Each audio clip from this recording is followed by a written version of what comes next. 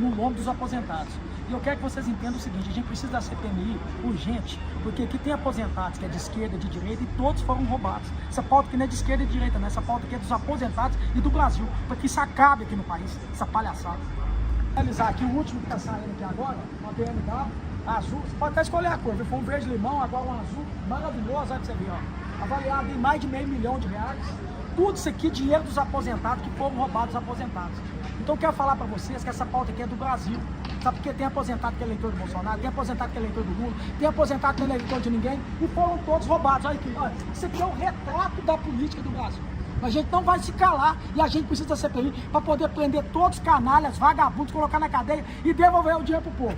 Aí, ó, tá aí, ó, e meu respeito, Polícia Federal, mas o Senado também vai fazer a parte dele.